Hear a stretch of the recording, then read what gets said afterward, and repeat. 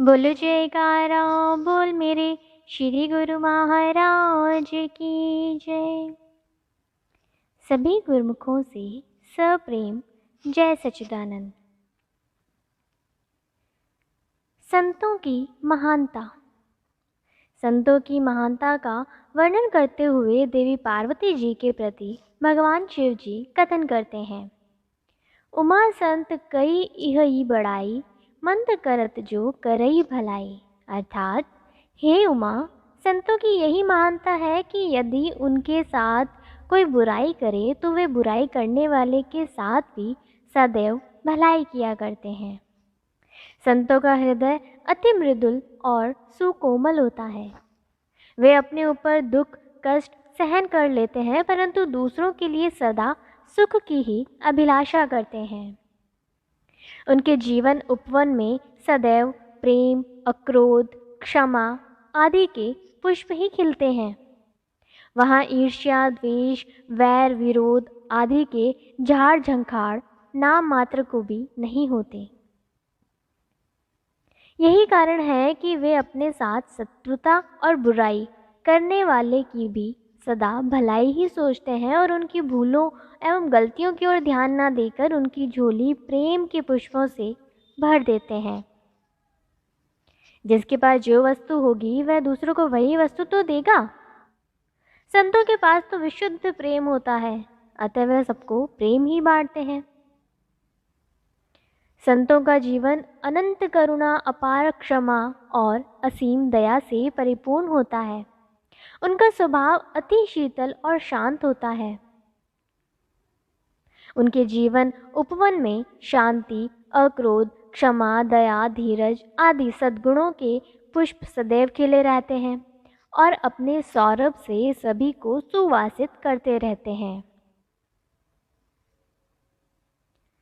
यहाँ संतों के जीवन रूपी उपवन में से एक एक पुष्प चुनकर आपके समक्ष प्रस्तुत किया जा रहा है, जो स्वतः इस बात को प्रमाणित करेगा कि संतों के हृदय में सद्गुण किस सीमा तक विद्यमान रहते हैं। संत एकनाथ जी की कथा है। संत एकनाथ जी दक्षिण भारत के एक नगर पैठन के निवासी थे। स्वभाव अति शांत एवं मृदुल और जीवन क्षमा, दया एवं करुणा से ओतप्रोत। अक्रोध तो मानो एकनाथ जी का ही स्वरूप था। उनके मुख पर सदैव शांति विराजमान रहती थी। किंतु संसार में यदि अक्रोध है तो क्रोध भी है, शांति है तो अशांति भी है, दया एवं करुणा है तो क्रूरता भी है, तथा संत है तो असंत भी है। संत एकनाथ जी नित्य प्रति प्रातःकाल गोदावरी नदी पर स्नान करने जाया करते थे। मार्ग में एक सराय पड़ती थी, जिसमें एक पठान रहता था। वह दुष्ट स्वभाव का था। वह आते जाते व्यक्तियों को बहुत परेशान किया करता था। संत एकनाथ जी जब नदी से स्नान करके लौटते तो वह पठान उनके ऊपर कुल्ला कर देता। एकनाथ जी वापस लौट जाते और पुनः नदी पर स्नान करते। जब वह पुनः स्नान करके वापस आते, वह पठान फिर उन पर कुल्ला कर देता।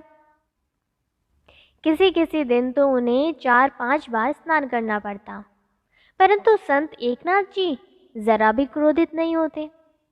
उनके मुखमंडल पर हमेशा की भांति शांति शोभायमान रहती। वह पठान सोचता, यह कैसा मनुष्य है जो तनिक भी क्रोध नहीं करता। एक दिन उस पठान ने ठान लिया कि आज मैं इन्हें क्रोधित करके दिखाऊंगा। ऐसा भी कहा जा सकता है कि नित्य प्रति संतों के दर्शन करते करते उसके पुण्य संस्कार उदय होने तथा उस पठान के सुधरने का समय आ गया था। उस दिन संत एकनाथ जी बार बार स्नान करके आते और वह पठान बार बार उनके ऊपर कुल्ला कर देता। संत एकनाथ जी को उस दिन 108 बार स्नान करना पड़ा, परंतु उनके चेहरे पर क्रोध की रेखा तक नहीं उभरी। उनके ऐसे दिव्य गुण को जानकर उस पठान ने उनके चरण पकड़ लिए और बोला, आप मुझे क्षमा करें, मैंने बहुत पाप किए हैं जो आपको प्रतिदिन कष्ट दिया है। आप वास्तव में सच्चे संत हैं। अरे अरे, यह क्या कर रहे हैं? अरे अरे, यह क्या कर रहे हैं? आपकी कृपा से मुझे आज 108 बार गुदा गोदावरी स्नान का सौभाग्य प्राप्त हुआ। ऐसा कहते हुए संत एकनाथ जी ने उस पठान को प्रेम पूर्वक अपने गले लगा लिया।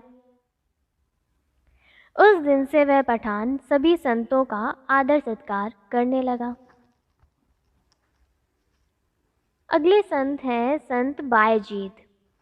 संत बायजीत से एक व्यक्ति जो कि संगीतज्ञ था बहुत ईर्ष्या करता था और आते जाते हुए उन्हें अकारण ही अपशब्द कहा करता था, परंतु वे उसकी बातों का तनिक भी बुरा ना मानते और हंसते हुए आगे चले जाते, जिससे वह व्यक्ति और भी चिढ़ जाता।